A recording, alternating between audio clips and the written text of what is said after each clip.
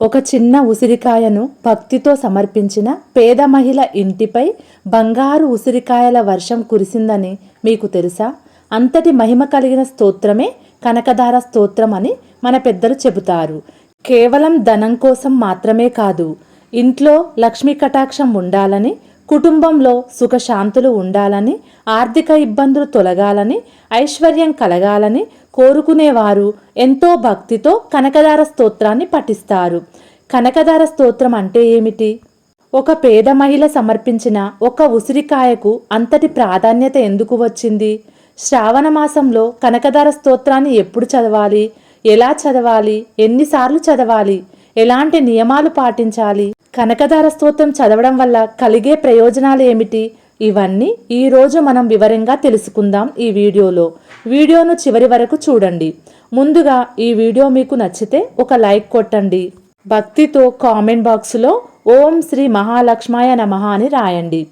కనకధార స్తోత్రం అనేది శ్రీ మహాలక్ష్మీదేవిని స్తుతిస్తూ ఆది శంకరాచార్యులు రచించిన ప్రసిద్ధ స్తోత్రం.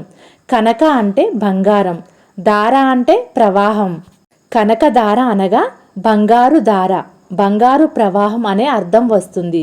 ఈ స్తోత్రంలో మహాలక్ష్మీదేవి యొక్క కరుణను, కటాక్షాన్ని, మహిమను స్తుతిస్తూ అమ్మా లక్ష్మీదేవి, నీ కరుణా కటాక్షం మా మీద ఉండాలి, మా జీవితంలో శుభం, సౌభాగ్యం, ఐశ్వర్యం కలగాలి అని ప్రార్థిస్తారు.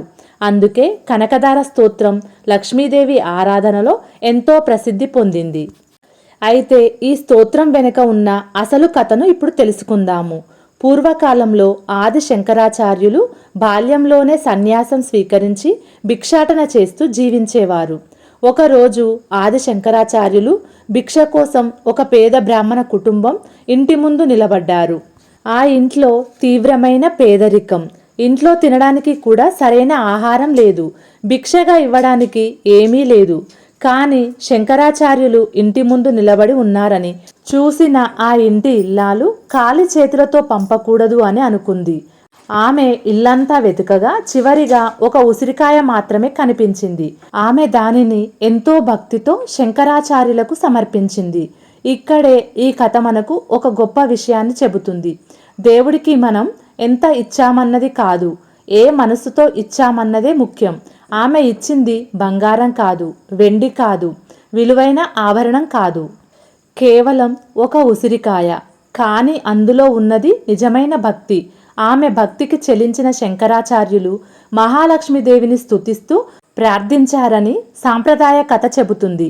ఆ ప్రార్థనే కనకధార స్తోత్రంగా ప్రసిద్ధి చెందింది.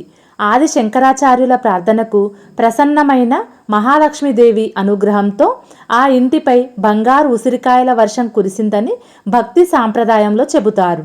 అందుకే దీనికి కనకధార అనే పేరు వచ్చింది.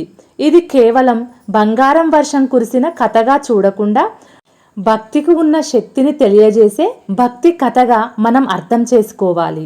ఇది కేవలం నాకు డబ్బు కావాలి అని లక్ష్మీదేవిని అడిగే స్తోత్రం కాదు, మహాలక్ష్మీదేవి కరుణా కటాక్షం మన మీద ఉండాలని ప్రార్థించే స్తోత్రం. ఎందుకంటే లక్ష్మీదేవి అంటే కేవలం ధనం మాత్రమే కాదు, ఆరోగ్యం, ఐశ్వర్యం, సౌభాగ్యం, శాంతి, ధాన్యం, సంతోషం, మంచి కుటుంబ జీవితం, సంతృప్తి, ఇవన్నీ కూడా లక్ష్మీదేవి అనుగ్రహంలో భాగంగానే భావించాలి. శ్రావణ మాసం మన హిందూ సాంప్రదాయంలో ఎంతో పవిత్రమైన మాసంగా భావిస్తారు. ఈ నెలలో శివారాధనతో పాటు విష్ణు, లక్ష్మీదేవి, గౌరీదేవి వంటి దేవతలను కూడా భక్తులు ప్రత్యేకంగా పూజిస్తారు.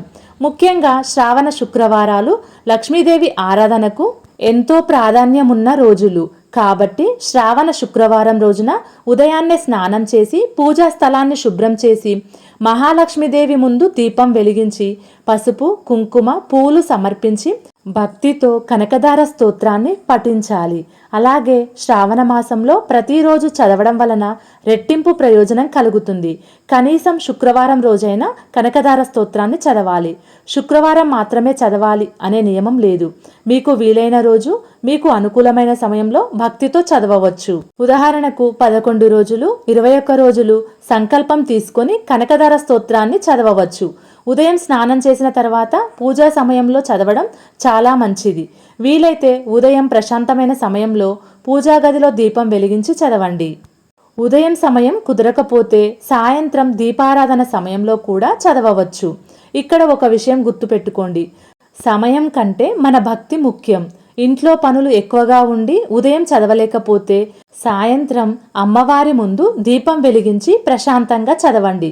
కనకదార స్తోత్రాన్ని స్త్రీలు, పురుషులు, వృద్ధులు చదవవచ్చు. భక్తితో పఠించగల ఎవరైనా చదవవచ్చు. సంస్కృతం సరిగ్గా రాదని భయపడాల్సిన అవసరం లేదు. తెలుగు లిపిలో ఉన్న స్తోత్రాన్ని చూసి నెమ్మదిగా చదవవచ్చు. ఉచ్చారణ తెలియకపోతే మొదట వినండి, తర్వాత ఒక్కో శ్లోకాన్ని అర్థం చేసుకుంటూ చదవడం ప్రారంభించండి. భక్తితో చదవడం చాలా ముఖ్యం. ముందుగా స్నానం చేసి శుభ్రమైన దుస్తులు ధరించండి. పూజా స్థలాన్ని శుభ్రం చేసుకోండి. మహాలక్ష్మీదేవి ఫోటో లేదా విగ్రహం లేదా పసుపు గౌరమ్మ ముందు దీపం వెలిగించండి. పసుపు, కుంకుమ, పూలు సమర్పించండి. మీకు వీలైతే పండ్లు లేదా మీ ఇంట్లో తయారు చేసిన నైవేద్యాన్ని సమర్పించాలి. ముందుగా గణపతిని స్మరించండి. మహాలక్ష్మీదేవికి పూజ చేసేటప్పుడు ఎరుపు, తెలుపు లేదా పసుపు రంగు పూలను సమర్పించవచ్చు. తామర పువ్వు దొరికితే అమ్మవారికి ప్రత్యేకంగా సమర్పించవచ్చు. అయితే పువ్వు రంగు కంటే భక్తి, శ్రద్ధతో సమర్పించడం ముఖ్యమైనది.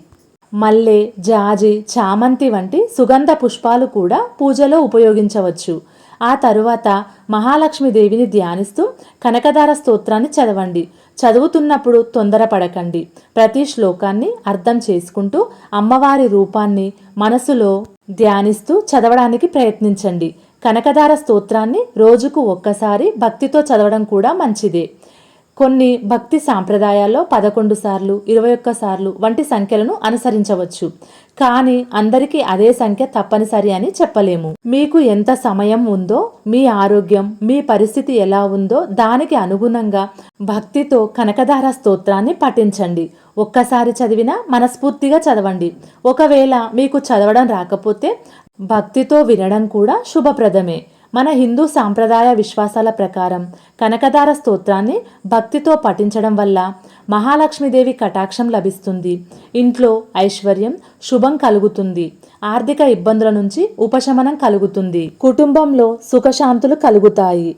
మనసుకు ప్రశాంతత కలుగుతుంది. భక్తి, ఏకాగ్రత పెంపొందించుకోవడానికి సహాయపడుతుంది. మంచి ఆలోచనలు, సానుకూల భావనలు పెరుగుతాయి. జీవితంలో ఎంత కష్టపడినా, ధనం నిలవకపోయినా, అప్పుల బాధలతో సతమతమవుతున్నా, వ్యాపారంలో తీవ్ర నష్టాలు వస్తున్నా ఈ స్తోత్రం అద్భుతమైన మార్పును తెస్తుంది.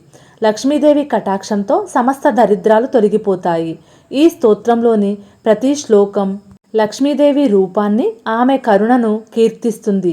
కనకదార స్తోత్రాన్ని నిష్ఠతో పఠించడం ద్వారా ఆయురారోగ్యాలు, ఐశ్వర్యం, ధాన్యం, సంతానం వంటి అష్టలక్ష్మి అనుగ్రహం సంపూర్ణంగా సిద్ధిస్తుంది.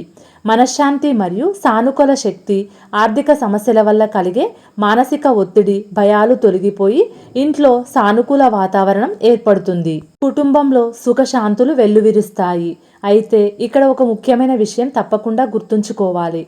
కనకదార స్తోత్రం చదివిన వెంటనే డబ్బు వస్తుంది, ఒక్క రోజులోనే అప్పులన్నీ తీరిపోతాయి అని హామీ ఇవ్వడం సరైనది కాదు.